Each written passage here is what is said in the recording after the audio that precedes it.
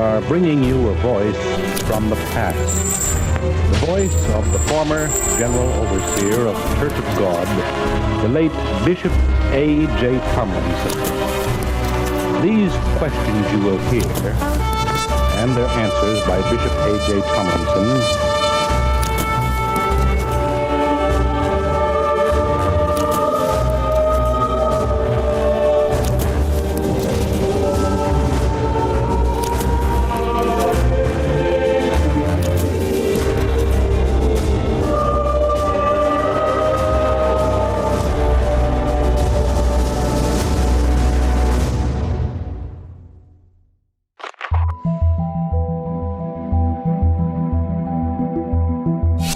¿De dónde vengo?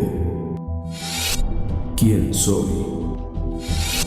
¿Y a dónde voy? Son las principales interrogantes que la humanidad se ha hecho durante su historia, sin hallar una respuesta concreta, permitiendo que sean sus semejantes quienes establezcan la verdad sobre los orígenes de su existencia, pasando por alto su creación en la eternidad, donde fueron concebidos por la palabra de su Padre. En el Edén depositó a su primer ejemplar, Adán y Eva, quienes dieron origen a toda la raza humana. Por causa de su maldad, estos fueron sepultados por un gran diluvio. Solo Noé, Sem, Jafet y Cam, junto con sus esposas, dieron origen al nuevo mundo. Por medio de la descendencia de Sem, el Eterno establecería el trono de su reino para siempre, desde Abraham, Isaac, Jacob, Judá, David, José, hasta su Hijo unigénito, Yeshua el Mesías, el prometido para todas las naciones, por medio de quien seríamos llevados a retornar a nuestros orígenes, reuniendo a todas las ovejas dispersadas del pueblo de Israel, retornando a las raíces hebreas de la fe. Mi experiencia del Evangelio y mi tiempo, y me recordó algunas situaciones interesantes que desearía yo compartir a cualquier persona que nos pueda ver y observar. Y pues aparentemente la reunión era para unas cuantas personas, 40, 50 personas. Cuando nos dimos cuenta empezó a crecer el número, tuvimos que ir a un lugar más amplio. Y escuchando esta plática, esta predicación de este hermano, me di cuenta de algunas situaciones que a veces no consideramos. Veía yo que este hermano hablaba de descubrir la Biblia, de entenderla, vivirla, y me surgió una pregunta que yo creo que a veces nos debería de suceder a todos. ¿Y nosotros qué tenemos que ver con un pueblo de Dios, al que a veces nada más denominamos como Dios, pero que algunos ya conocen como Jehová o Jehová o Yahvé, y con Jesús o Yeshua, como lo vamos conociendo en esto de raíces hebreas? Y lo anterior vino hacia mí como una pregunta por lo que se comentó en esta reunión de Nehemías 8. Primero hizo una pregunta un hermano y dice, ¿qué es descubrir la Biblia? Después otro comentó, ¿qué es entender la Biblia? Otro, ¿qué es vivir la Biblia? Y el otro, ¿qué es mantenerse en la Biblia? Y después empezó este hermano José a disertar sobre otros puntos, pero yo me regresé en ese momento para pensar, ¿qué es descubrir la Biblia? Muchas personas abren cualquier volumen que tenemos enfrente y nos empiezan a platicar de la vida de Jesús, en algún evangelio, o con alguna parte de los escritos de Moisés, sea Génesis, Éxodo, Levítico, Número, Deuteronomio, o con las historias que vienen adelante. Pero, ¿qué es en realidad descubrir la Biblia? Yo creo que nos tiene que acontecer como aquel pueblo de Israel cuando salió de Egipto, donde había estado 430 años de esclavo. Sale un grupo de personas, yo diría una horda, sin control, habían sido esclavos 430 años, y llegan a un lugar donde había Dios contactado a Moisés, y en ese lugar le da los mandamientos, su enseñanza. Y ahí es precisamente en ese momento que aquel pueblo descubre la palabra de Dios, una ordenanza, una enseñanza. Posteriormente el pueblo llega a la tierra prometida, pasan años, tienen jueces, tienen reyes, se divide el pueblo, y por causa de no haber cumplido la palabra de Dios, pierden la escritura, hasta que un día, remodelando el templo, un sacerdote encuentra la ley, los libros de la Torá, y se la lleva al rey, y el rey empieza a leerla y la descubre y se da cuenta por causa de que les había pasado tantos problemas. Habían sido destruidos por enemigos, habían sido diezmados, una parte de la población había sido exiliada, y al encontrar esa escritura empieza a pedir que todo el pueblo se vuelva a Dios, y prometen solemnemente cumplir la palabra de Dios, buscar al Dios de Abraham, de Isaac y de Jacob, como habían hecho sus antepasados en un principio. Después pasa el tiempo y otra vez vuelve a caer el pueblo, se lo llevan a Babilonia y regresan, y aunque tenían la Biblia, tenían las escrituras o la Torá, pero no la entendían, y dice que Nehemías empezó en la festividad de las enramadas, en el principio del 7º mes, empieza a abrir las escrituras, y no es que les abría así como este volumen que está al frente, sino que se las explicó, y entendieron y lloraron, porque se dieron cuenta que otra vez se habían olvidado de esto. Y llegamos a otro momento donde ya no es una multitud, es un personaje llamado Felipe, que encuentra un eunuco que venía leyendo otra vez las escrituras, un rollo de Isaías, y le pregunta a Felipe, ¿pero entiendes lo que lees? Y aquel hombre se quedó pensativo, ¿cómo he de entender si no hay quien me explique? Entonces son dos pasos muy diferentes. Una cosa es abrir las escrituras, cualquiera puede abrirlas, cualquiera puede leerlas, pero no cualquiera la entiende. Y descubrir quiere decir que empecemos a entender algo ahí, eso lo motiva el Espíritu. Después nos habla de que debemos de vivir la escritura. Dios por medio de Moisés le había dicho a su pueblo, si tú haces lo que esta palabra te dice, por esta palabra vivirás y te irá bien. Y si no, te va a ir mal. Vuelve a repetirse esta historia ya en tiempos de los discípulos de Jesús, y le dice al pueblo, a los creyentes, sed santos en toda vuestra manera de vivir, porque santo es el que nos mandó. Entonces ya son cosas diferentes. Y después, mantenerse en la Biblia. Y esto ya nos habla precisamente de que cuando alguien descubre la Biblia, la entiende, la vive, dice en Habacuc 2:4, que el que lea, entienda y corra. Quiere decir que ya hay algo que le apresura el paso para llegar a algún lugar. Y Dios precisamente nos enseña, después ya Pablo, considerando a uno de sus discípulos, Timoteo, le dice que se mantengan las escrituras, las cuales te pueden hacer sabio en la salvación.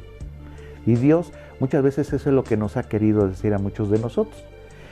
Y por eso quisiera yo platicarles un poquito, tanto de mi testimonio como la historia de mi familia, que yo creo que también puede ser cualquiera de ustedes. O sea, este es un ejemplo de muchos que hay en este tiempo.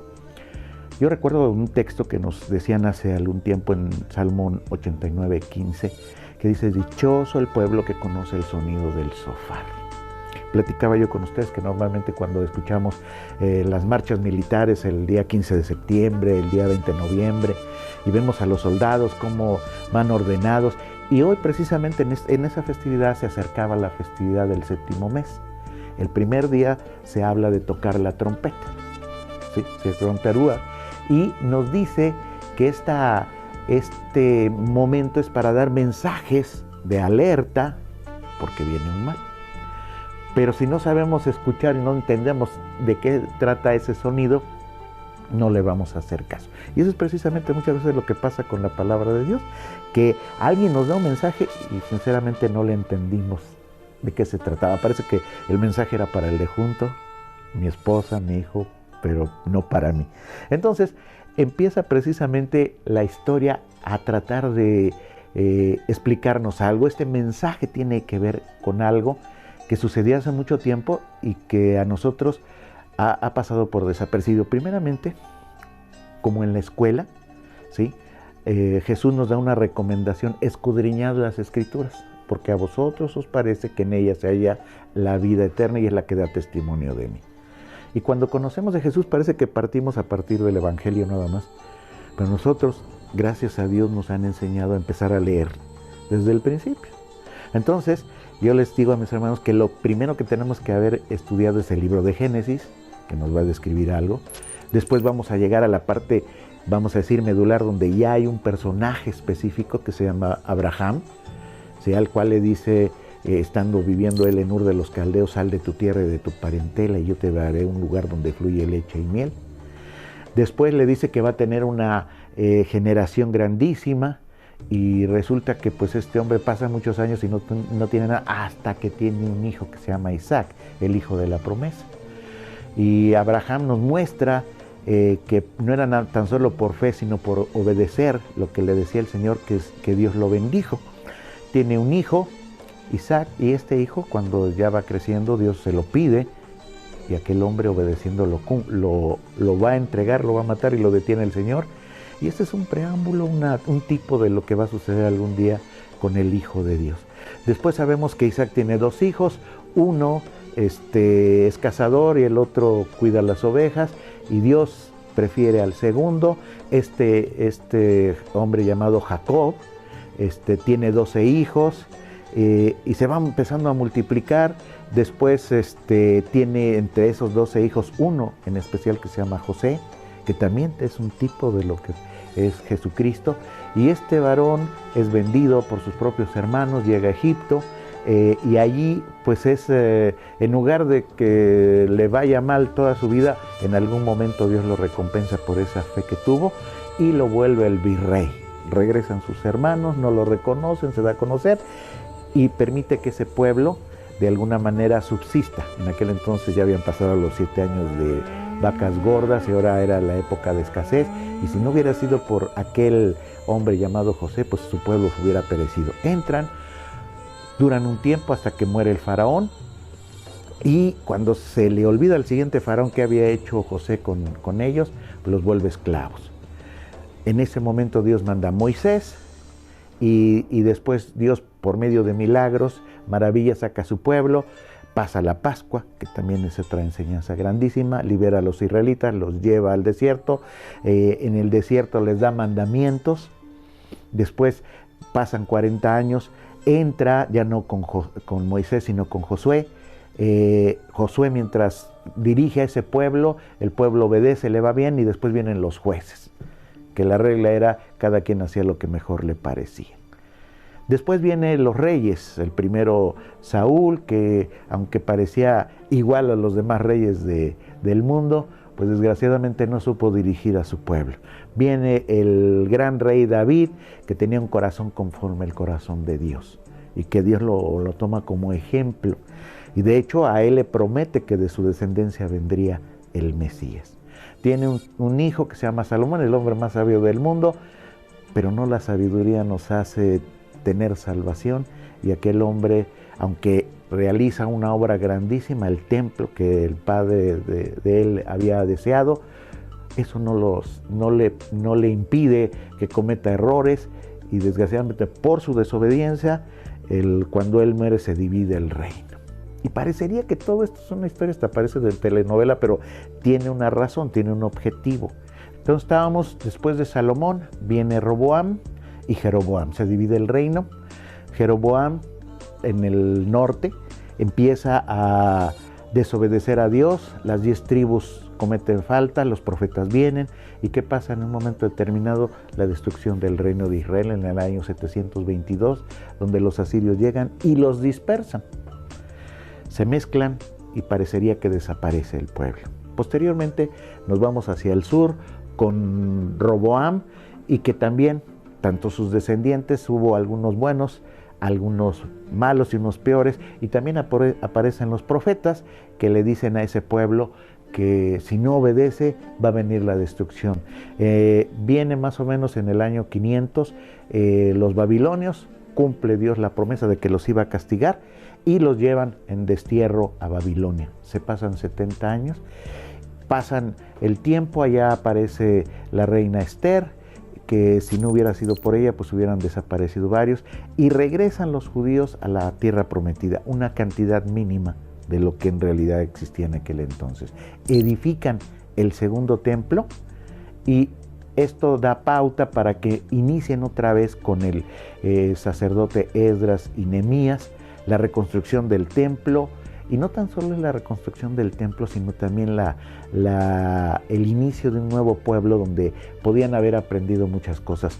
Caen bajo el dominio de Alejandro Magno, lo que ya había previsto este varón Daniel en sus profecías. Aparecen Judas Macabeos, que luchan precisamente contra Antíoco Epífanes, que quería ahora sí que se volvieran gentiles aquel pueblo, y que gracias a Dios aquella voluntad de aquellos varones lograron permanecer en esa fe.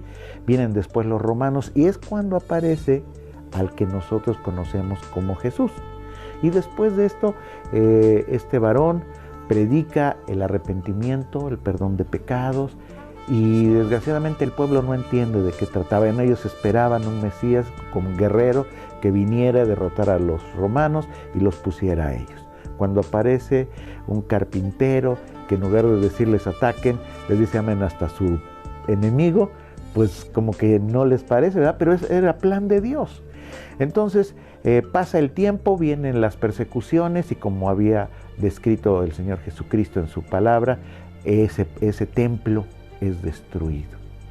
Y aquí empieza precisamente una historia que ya se vuelve muy general, donde se habla del nacimiento de Jesucristo, su vida, empiezan después la historia a relatar cuando después de su pasión, muerte y resurrección, sus discípulos empiezan a predicar en el mundo, y cómo se van haciendo las cartas y se va cumpliendo la palabra de Dios, que a partir de Jerusalén, Judea, Samaria y a todo el mundo empieza a esparcirse este mensaje. Pero hay dos versiones. Una es la versión que nos ha dejado el cristianismo a partir de Roma, y otra cosa es la esencia que tenía la perspectiva hebrea. Son dos cosas muy diferentes. Empezamos a analizarla un poco y nos vamos a dar cuenta que hay varias informaciones que podemos obtener. Primeramente, que a partir de este momento van a aparecer las tres religiones monoteístas más importantes que existen en el mundo. De Abraham, por medio de Sara viene Isaac, después Jacob, después los 12 hijos de Israel, de ahí lo último que queda es Judá, después de ahí venía el rey David, y después de la descendencia de estos dos varones vienen José y María y aparece Jesús de Nazaret. Por el otro lado, vemos que Abraham con Agar tuvo a Ismael, de los ismaelitas viene Mahoma y el Islam. Y curiosamente por el otro, después de Jesús de Nazaret aparece el cristianismo. Algunas personas hablan de que Jesús vino a implantar otra iglesia y crear otra religión, y no es cierto. Primeramente vamos a hablar un poquito del judaísmo. Hoy las personas, cuando se habla del judaísmo, pues pensamos en estas personas que usan talí, kipá, que tocan un sofar, que usan unos rollos muy bonitos, que tienen unas sinagogas que parecen palacios, ¿sí?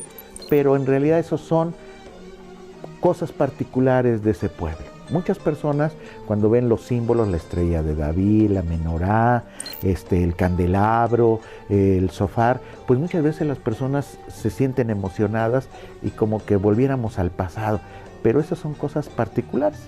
A partir del pueblo de Israel, lo que quedó los judíos, como decía Jesús a una mujer samaritana, de los judíos viene la salvación. Y efectivamente tenemos dos personajes muy importantes después de que subió Yeshua al cielo, es Pedro y Pablo, donde estos dos personajes junto con los demás discípulos empiezan a predicar la palabra. Sabíamos que los judíos tenían la práctica del día de reposo, la lectura de la palabra, pero precisamente estos dos varones empiezan a hablarle a los gentiles, ¿sí? Y lo extraño no era que los judíos aceptaran a Yeshua, todos estaban esperando al Mesías. Lo extraño era que los gentiles estaban aceptando al Mesías, las buenas nuevas de salvación, habían llegado otros y estaban escuchando. Y precisamente es donde empezamos a ver que se cumple la palabra que decía Yeshua, que decía: yo no he venido a buscar sino a las ovejas perdidas de Israel. ¿Qué había pasado con esas 10 tribus? Se habían dispersado en el mundo, se habían mezclado, pero la semilla de ese pueblo estaba ahí. Y cada vez que escuchaban estas predicaciones, volvían su oído y se iban acercando más. Y es cuando aparece lo que se llama el cristianismo. Básicamente esa es la manera de definir a los que esperaban al Mesías. En Juan capítulo 4, cuando habla Jesús con la samaritana y ya llegan a un momento de entenderse, aquella mujer le dice: cuando venga el Mesías, y entre paréntesis en las escrituras ponen el Cristo, Él nos explicará todas las cosas. Básicamente los discípulos de Yeshua eran mesiánicos, ¿sí? Entonces, cuando se habla ya en el griego, pues se les pone cristianos. Cristo y Mesías es lo que significa lo mismo, y empieza precisamente a desarrollarse en el Imperio Romano el cristianismo, una religión diferente a la romana, que era politeísta, y que lo que provoca es que haya mártires. Empieza el Roma a perseguir a los cristianos, los manda a los circos, donde mueren, ya sea por las bestias o crucificado, y en lugar de desaparecer va creciendo más y más y más. De tal manera que llega un momento, después de 10 años de persecución, de 10 épocas de persecución, donde un hombre muy importante en el Imperio Romano, se llama Constantino, aparece y se da cuenta que él tenía que luchar contra otra general para ver quién era el emperador, y como buen político se le ocurre decir algo: el que me apoye le doy libertad religiosa. Había muchos cristianos, muchos creyentes que estaban viviendo en las catacumbas, principalmente en Roma, y que precisamente por ser perseguidos pues no podían vivir normalmente. Y esto es apropiado en ese momento porque Constantino dice que tuvo una visión, ve una X y una P, que es el símbolo ahora del papado, y lo que se sabe de esa historia es que dice: con este signo vencerás. Y efectivamente, pero no es tanto con el signo, sino dice de esta manera: el que me apoye yo le voy a dar libertad religiosa. Y lógicamente pues muchos se le anexaron, logra ganar, y ya con el tiempo toma así que una palabra que se usaba antes: cuando no puedas con tus enemigos, úneteles. ¿Y qué hace? Pues el cristianismo ya se había esparcido en todo el imperio, pues simplemente lo convierte en religión de Estado.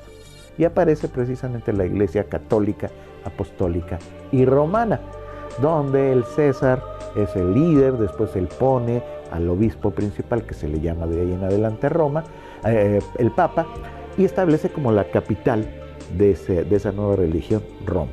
Trata de adaptar la religión a la manera y cambia precisamente todos los significados. Y cuando se hablaba de la última Pascua de Yeshua, ¿sí?, donde se tomaba el pan y el vino para recordar esa situación, ahora lo vuelven la misa, el sacrificio de la misa, ¿sí? Y después tratan de dominar al mundo, y pasando el tiempo, más o menos en el 1054, se divide esa iglesia, porque el imperio se divide en dos, el oriental y occidental. Allá en Constantinopla, que era donde estaba la base de los orientales, pues aparecen patriarcas que tratan también de tener su control. El Papa los excomulga, los patriarcas acá, y aparece la iglesia ortodoxa, ¿sí? Más o menos en ese tiempo debería haber como 16 organizaciones ortodoxas, aparte de las católicas, ¿sí?, que tienen sus características principales. Y más o menos pasando el tiempo, en el año 1366 al 1517, aparece otro grupo que se llaman los protestantes, donde como cabeza más visible es el señor Martín Lutero, que un día 31 de octubre de 1517 pone una lista de 95 tesis contra la práctica que tenían los sacerdotes de vender indulgencias. ¿Qué eran las indulgencias? En aquel entonces, pues el Papa León XIII, guerrero, pues estaba edificando la Capilla Sixtina, se le acabó el dinero y pues tuvo necesidad de conseguir. Y ya el dinero que recibía de los diezmos no era suficiente, entonces empiezan a ofrecer estos perdones de los pecados para sacar a las personas que están en el purgatorio. Y los vendedores, los sacerdotes, ofrecen que nada más cae la moneda en el cajón y el alma de los familiares que tenemos en el purgatorio salían inmediatamente. Cuando se acabó esa oferta, porque ya se te acabaron los familiares, empieza a ofrecer el perdón, las indulgencias y perdón por escrito del Papa, y empiezan a caer dinero. Y por último, si tú tenías pecados grandísimos y los que fueras a cometer en tu vida, otra vez pagabas y ya te daban tu perdón automático. Y Martín Lutero precisamente habla contra las indulgencias, y ahí aparece el protestantismo. Protestaban contra esa manera de llevar a cabo las cosas. Empieza Martín Lutero a traducir la Biblia al alemán.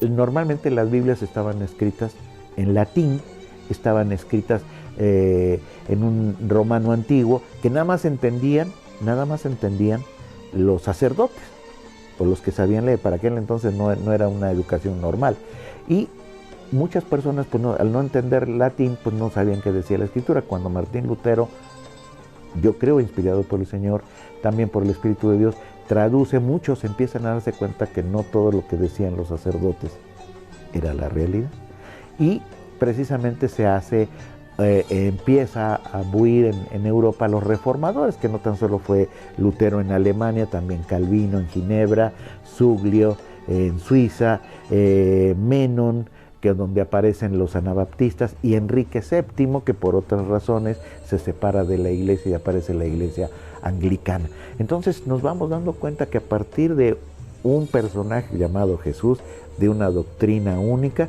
empiezan a aparecer varios grupos: la Iglesia Católica, la Ortodoxa, ahora vienen los protestantes, y como parecería que un árbol va empezando a crecer.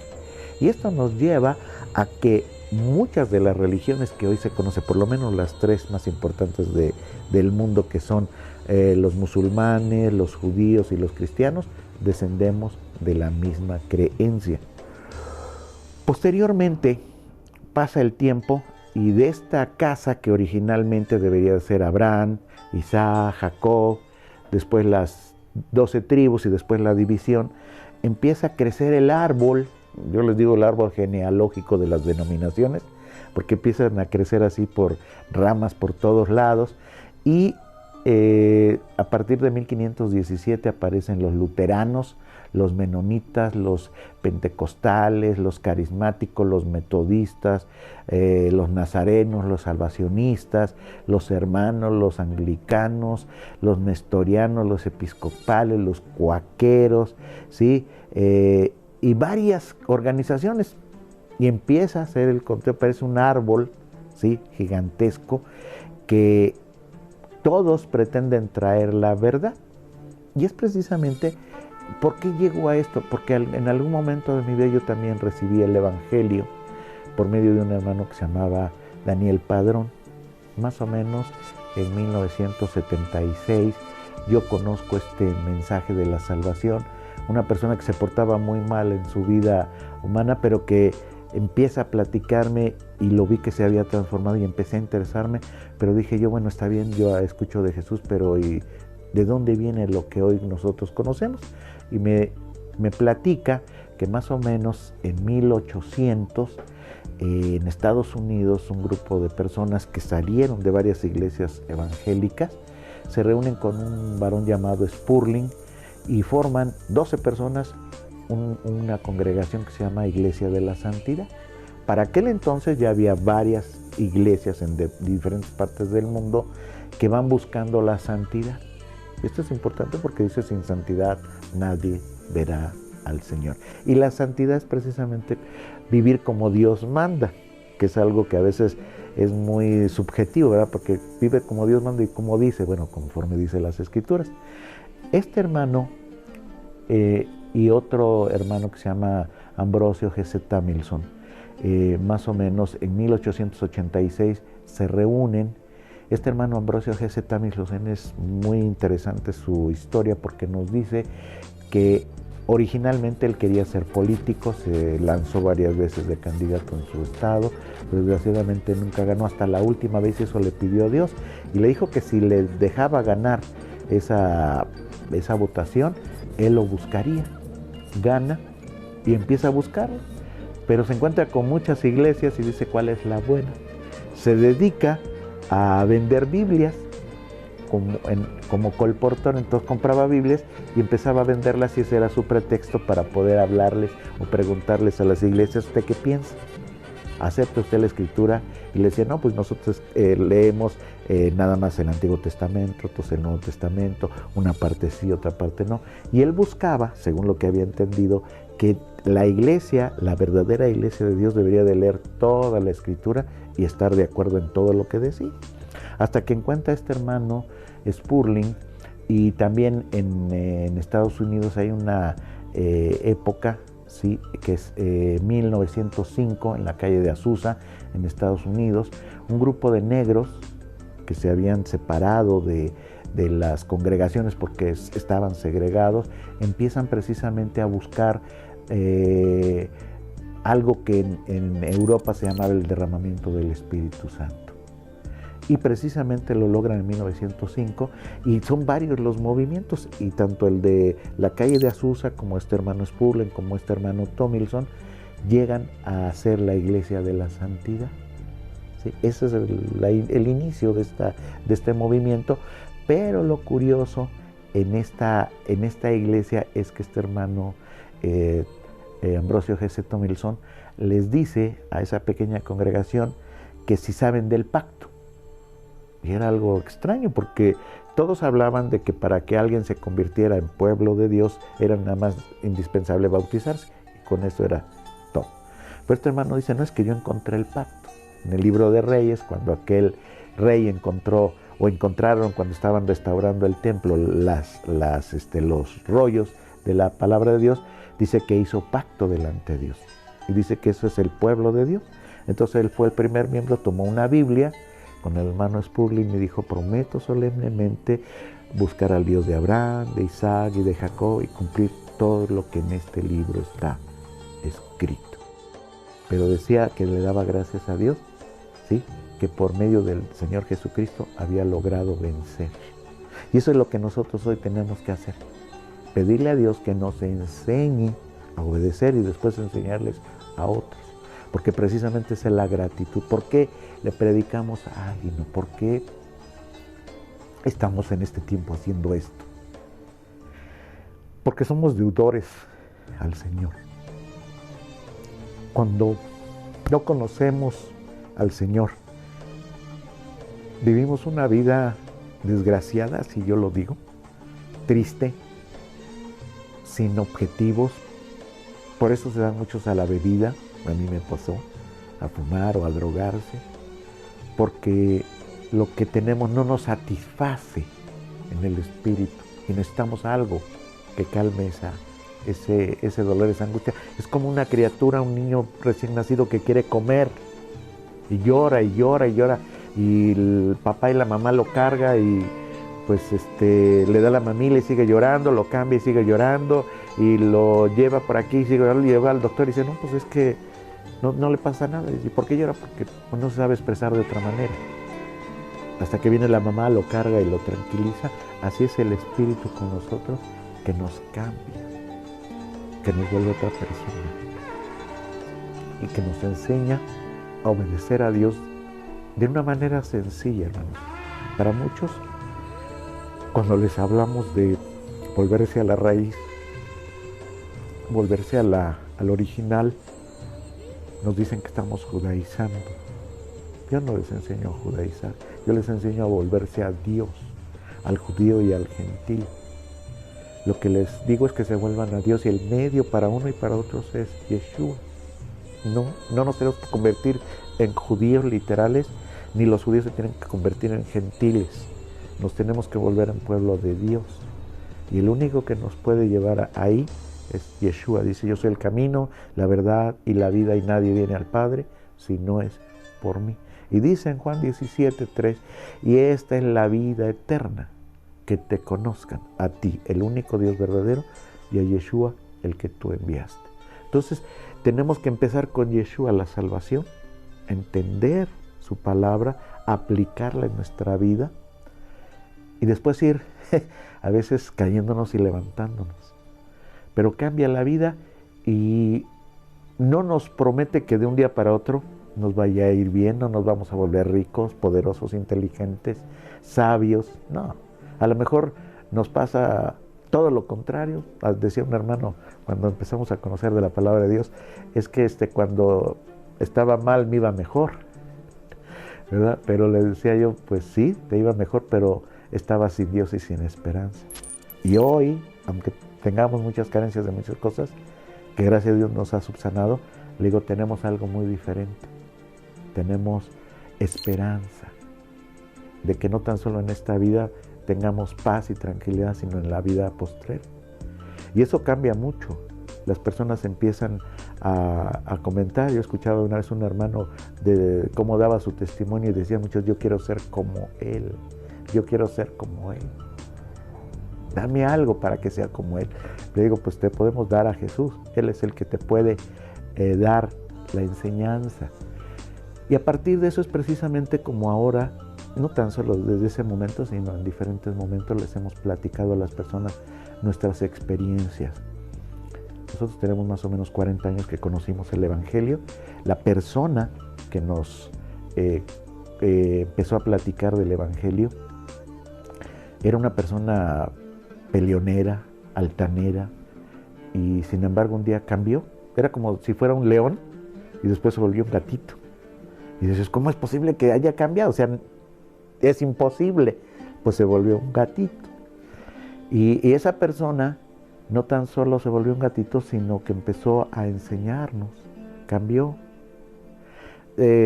Hay una situación bien curiosa cuando nosotros nos cambiamos del distrito hacia el Estado de México. Me acuerdo que llegué a la casa y había varios compañeros que trabajaban donde yo trabajaba y todos me decían, no, si necesitas algo, ahí está mi casa, si quieres algo, pues te puede ir. Llega este compañero y me dice, ¿sabes qué? No te puedo atender, pero aquí están las llaves de mi casa. No lo había yo conocido antes y me daba las llaves de su casa. Es extraño, ¿no? Ya después empecé a darme cuenta que él sí cumplía el segundo mandamiento, llamarás a tu prójimo como a ti mismo, independientemente de quién era. Y nos ofreció no tan solo su amistad, su cariño, su amor. Y anduvimos así. A los 2 años más o menos que conocimos, nos invitaron a venirnos acá hasta el norte. Y me acuerdo de una escritura que nos hablaban mucho. Sal al campo y yo te hablaré. Y esta escritura me pegaba aquí. Y decía, ¿qué tiene que ver el campo? Pues es que necesitamos ir a predicar la palabra de Dios. Yo veía a algunos hermanos que tenían más tiempo y que no salían. Se les hacía difícil dejar casa, trabajo, familia. Y yo me acuerdo que le dije al Señor, Señor, mira, nada más permíteme pagar mis deudas y llevarme algunos muebles. Y se concedió. Me permitió el Señor pagar mis deudas y me puso hasta un camión para el menaje, o sea, todos los muebles. Pues me vine. Llegando acá, es difícil a veces para muchas personas decir cómo le hacemos, porque estamos acostumbrados a un trabajo. Dejar de trabajar en ese lugar se me hacía difícil. Volví a trabajar en un banco y al principio pues fue muy bueno, pero me invitaron a predicar en varios lugares y tuve que renunciar otra vez. Me dediqué a la fotografía, algo extraño porque yo tenía un escritorio enfrente, un mueble, algo así para hablar con las personas, pero sin nada. Pero me sirvió. Tuve un hermano muy humilde, muy humilde. Me imagino mi hermano Hilario. Salíamos a tomar fotos.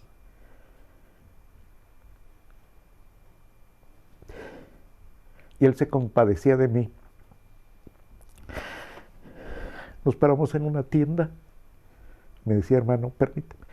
Entraba, compraba 1 litro de leche, unos panes, y me los daba. Yo le decía, hermano, ¿por qué lo haces?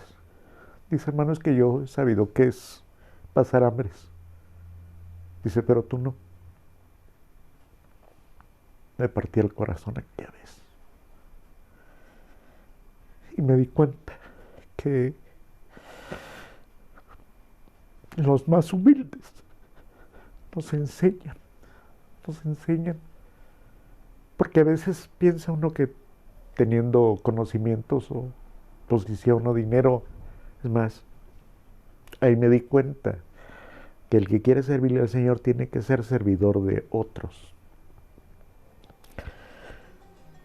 Viajamos por muchos lugares, hemos visto personas humildes y hemos tenido oportunidad de estar en lugares grandiosos, restaurantes, hoteles, reuniones con gran cantidad de gente, y llega un momento en que nada más estamos 2 o 3, pero tomé un texto de Josué.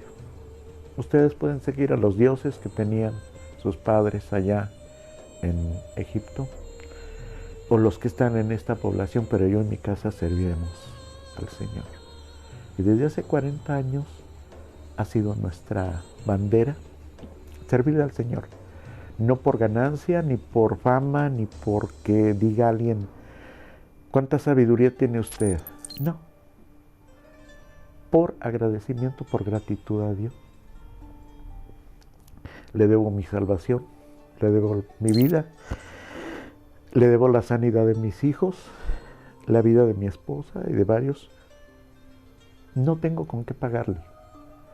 Y he visto a muchas personas, yo creo que ustedes también lo han visto, cómo la palabra de Dios cambia a las personas. Esos leones u osos o animales se vuelven los más humildes y los más sencillos varones de Dios y han servido para su palabra. Hoy, ¿cuál es mi parte o cuál sería mi parte como la de cualquiera de ustedes?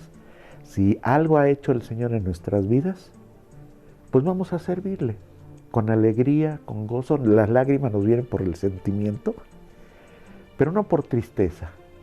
Sí hemos sufrido porque cuando nos dijeron, hermanos, hoy tienes y mañana a lo mejor no vas a tener nada, se cumplió. Llegamos a no tener nada, hermanos. En Monterrey vivíamos en una casa, a 4x4, sala, recámara, comedor, cocina y baño.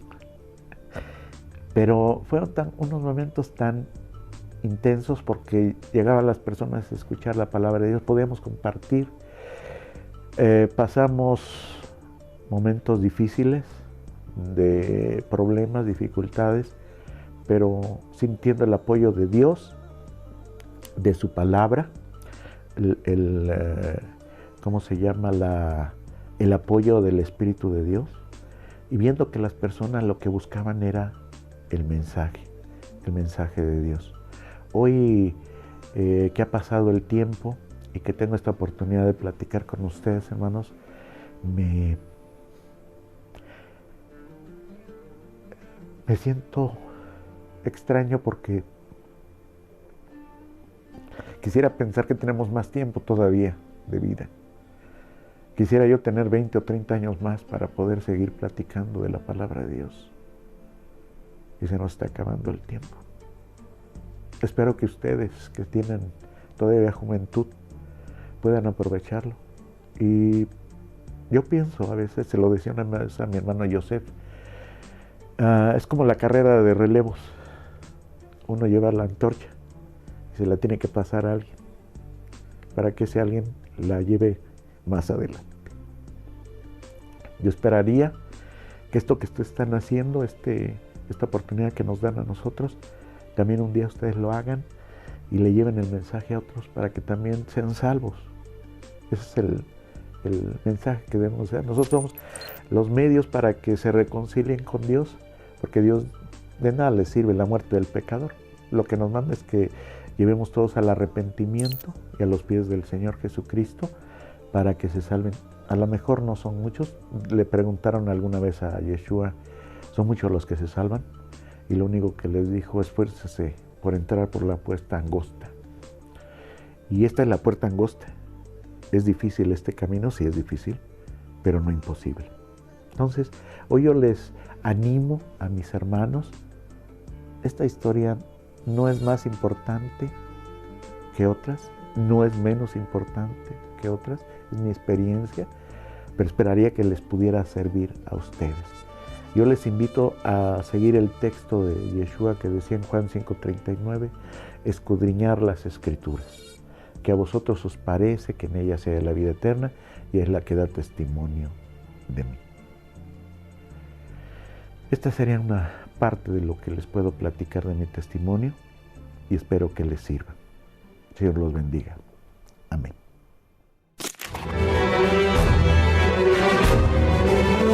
We are bringing you a voice from the past. The voice of the former General Overseer of the Church of God, the late Bishop A.J. Tomlinson. These questions you will hear, and their answers by Bishop A.J. Tomlinson,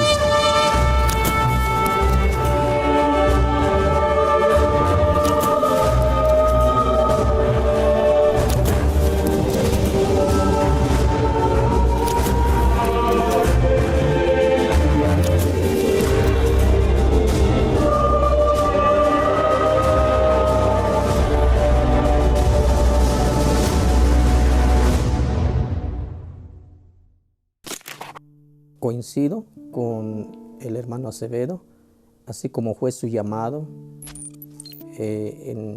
llamado directo de parte de Dios. Y yo también, pues, yo recibí también ese llamado, coincido no solamente en su opinión de él, sino que es un llamado directamente de Dios. Se me abre un panorama, se confirma un panorama, se confirma lo que hace tiempo venía yo sintiendo, porque yo sentía una inquietud, sentía, yo he comentado hasta mi familia, que yo sentía algo que no podía describir, y ahora con lo que el hermano acabo de escuchar de sus labios, claro que salió de sus labios, pero no es palabra de él, sino que es la ilustración, es la palabra del Espíritu Santo que lo está transmitiendo. Y entonces para mí pues es idéntico ese llamado, porque yo también siento ese anhelo, ese deseo, ese apetito, ese hambre, esa pasión de transmitir el Evangelio y regresar ahora sí que a retroalimentar las raíces, retroalimentar mi conocimiento, retroalimentar lo espiritual, pues. Entonces yo estoy bastante agradecido a Dios por este encuentro y espero que este encuentro con el siervo, con el hermano Acevedo, y sirva de mucho para otros hermanos que pudieran